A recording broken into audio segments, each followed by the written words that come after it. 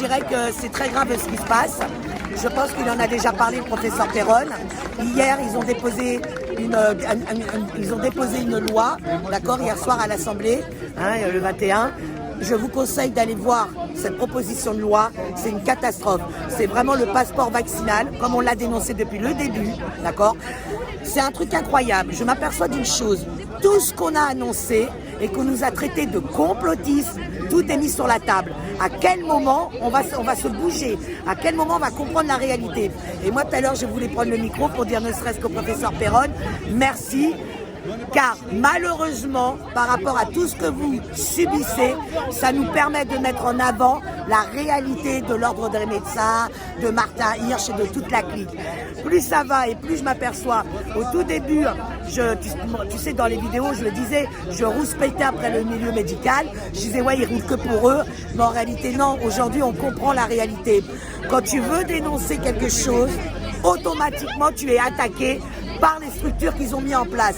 Et Fatih m'a fait une remarque qui est très judicieuse. Est-ce que tu sais quand a été mis l'ordre des médecins sur la place publique? Comme la police, en 40, sous le régime Vichy. Sous le régime Vichy, c'est là que l'ordre des médecins a été mis en place, comme la police. Donc tu vois, c'est très grave ce qui se passe, c'est très grave. Et aujourd'hui, on est venu en soutien, comme je l'avais dit samedi, au professeur Perron.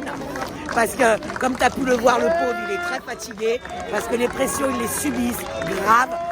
Mais ceux-là où je condamne, c'est pourquoi pas d'autres professeurs, pourquoi pas d'autres médecins soient là. Là, c'est son hôpital qui le soutient. Ils sont où les autres médecins? D'accord? Donc ça prouve bien que vous avez deux catégories de médecins.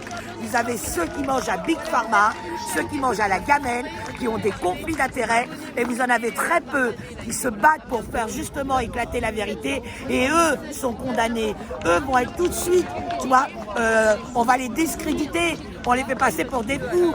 Regarde notre professeur qui s'est fait interner, mais ça va loin. Et quand on me dit sans arrêt, oh mais arrête Nadia, on est dans un pays de droit. Il est où le pays de droit? Qu'est-ce que vous voulez pas comprendre? Le KGB et la Corée du Nord, il est là sur notre sol. Ok? Il est là en France. J'ai pas besoin d'aller en Corée du Nord. Quand on me dit va voir en Corée du Nord, c'est pire ailleurs. Pourquoi tu veux que j'aille voir ailleurs? Puisque c'est pire que tout en France. C'est pire que tout ce qui se passe. Non seulement notre gouvernement se fout de nous, il nous détruit, il détruit la famille, il détruit toutes les ce qui est fondamental pour nous les Français, c'est cette convivialité, comme il l'a si bien su l'expliquer. Mais pire que tout, notre gouvernement font de l'ingérence dans les autres pays. D'accord? On n'aurait pas ce problème de terrorisme et tout ce qui va avec s'ils arrêtaient l'ingérence. Aujourd'hui, c'est grave ce qui se passe. Les gens ne le voient pas, mais vous savez qu'en Côte d'Ivoire, ce qui se passe, c'est très grave.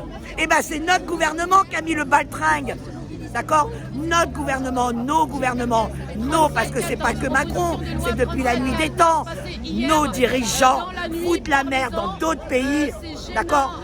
Et comme ça leur suffisait pas, maintenant c'est carrément contre le... Là par contre c'est Macron contre le peuple français qu'il attaque. Mais il attaque grave, hein. La loi qui va peut-être être votée, je dis bien peut-être être votée, mais les gens vont la comprendre. Hein. Si tu veux pas te faire vacciner, tu ne pourras plus sortir. Souvent on me dit, mais Nadia, le vaccin c'est pas obligatoire. La loi Nuremberg. Et moi, chaque fois, je leur dis, ouais, le vaccin des enfants, c'était pas obligatoire, mais si ton gosse n'est pas vacciné, il va pas à l'école. Quand est-ce qu'on va comprendre qu'ils nous la mettent à l'envers? Et comme on l'a tous accepté, je l'ai eu, comme on l'a tout accepté, comme on a tous les parents ont accepté ces putains de vaccins pour que le gamin va à l'école, eh ben, regarde Buzyn, t'as voté la loi obligatoire des 11 vaccins à nos gamins. Voilà.